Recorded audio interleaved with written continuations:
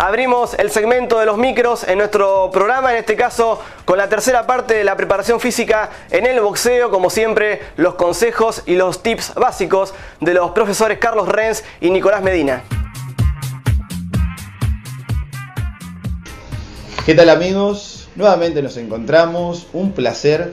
Vamos a seguir en la compañía del profesor Nicolás Medina, siguiendo con la preparación física de los boxeadores. Y vamos a ir, en este caso, avanzando sobre el tema resistencia aeróbica. Pero más precisamente, Nicolás, muchas gracias por tu presencia. Y decinos al público y a nosotros, en este caso a los televidentes, ¿en qué etapa se encuentra Maximiliano de la Fuente?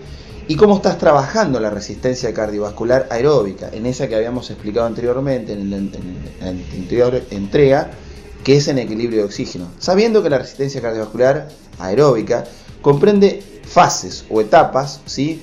En este caso, para graficar cómo podría trabajarse en una persona que va a hacer un entrenamiento de boxeador que recién comienza y en uno que ya está avanzado.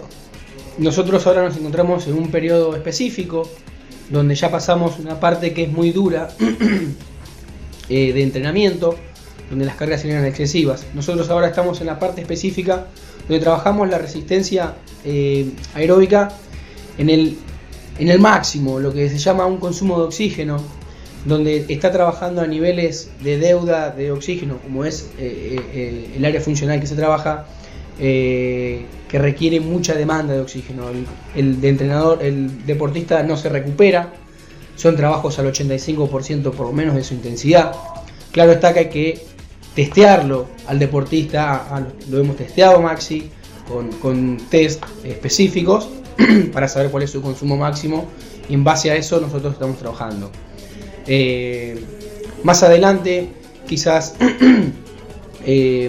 la semana que viene o la siguiente, ya empieza a trabajar lo que es un poco más los sistemas anaeróbicos, donde encontramos la resistencia anaeróbica. Son trabajos un poquitito más largos, pero también con deuda de oxígeno. Ya vamos un poquito más arriba que el consumo, donde trabajamos volúmenes de 3.000 metros, de 5.000 metros en deuda de oxígeno.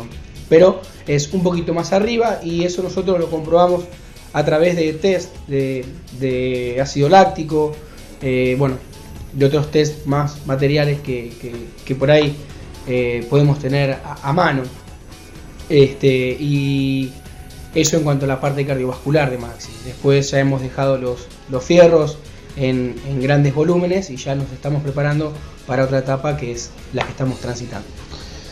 Bien, para ir un poco siendo claros, porque a veces nosotros los especialistas empezamos a hablar entre nosotros, como cualquier especialista de cualquier disciplina, y al hablar desde lo técnico nos olvidamos que del otro lado hay gente que no es especialista en el tema.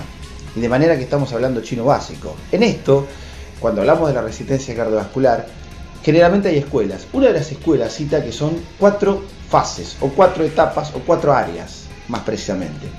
Una, la más baja, es la área de un poco de lavado de ácido láctico, el regenerativo. Después está la subaeróbica, después la superaeróbica, y después, como decía Nicolás, el VO2 máximo, ¿sí? O consumo máximo de oxígeno. Ahora, ¿cómo podemos explicarle a la gente cómo estamos dentro de lo teórico en esa área? Generalmente la primera área sería hasta los 120 de frecuencia cardíaca. Así, cualquiera que estuviera en esa frecuencia de 120 está en un área regenerativa. Generalmente se lo utiliza como un trabajo post-esfuerzo para recuperar ese, digamos, sedimento que genera la intensidad de cualquier entrenamiento o la práctica de la competencia, para que se recupere mucho más rápido, o por lo menos para que no estén tan entumecidos, para hablarlo en forma vulgar, los músculos. Por eso se llama lavado, para empezar a lavar el desecho, como el efecto detergente. Después tenemos el área subaeróbica, que es un área que a veces se trabaja como base, trabajo de pretemporada, o en comienzos, ya sea este o el anterior, para personas que están desentrenadas, para que no haya una intensidad y un esfuerzo fatigante. Luego eso estamos hablando entre 120 y 140 de pulso. Pasamos a la fase superaeróbica, que en la teoría nos dice que vamos a estar entre 140 y 160. Y pasamos al VO2 máximo, que ya estamos trabajando en frecuencia cardíaca de 160 a 180. Si alguna vez alguien superó los 160 de frecuencia cardíaca en una intensidad de más de un minuto, va a recordar, ¿sí?, las ganas de desmayarse o mareo, o a veces las náuseas, porque son trabajos sumamente fatigantes y que generan un efecto reflejo vasovagal. ¿Qué llamamos reflejo vasovagal? Cuando se nos baja la presión. De manera que esos son momentos o situaciones que cuando nosotros los entrenadores estamos en situación y en las manos tenemos que ver cuán capacitado está nuestro deportista, qué edad tiene nuestro deportista, porque no se recomienda hacer esos esfuerzos por debajo de los 16 años, de manera que esto tiene que estar muy tabulado y tiene que estar muy, diremos, controlado por alguien especializado, sabiendo que hay todo un control médico que también puede estar ayudando. Cuando Nicolás hablaba de los test, nosotros los docentes de la educación física o los profesionales de salud, en el caso de los kinesiólogos o médicos, tenemos dos tipos de test. Los test indirectos que hacemos en campo, que puede ser un gimnasio, una cancha de fútbol, una pista de atletismo, y los test directos, que es lo que se hace dentro de un laboratorio.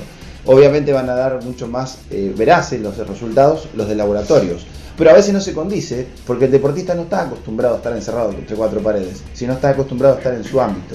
De manera que nosotros generalmente decimos que a veces los profes nos tenemos que poner un poco de guardapolvo para entender la ciencia, y el médico kinesiólogo se tiene que poner los pantalones cortos para que esté un poquito en la cancha y entienda la realidad del deporte.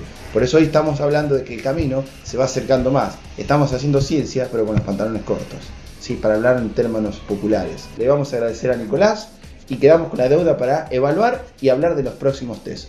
Muchas gracias y hasta la próxima entrega.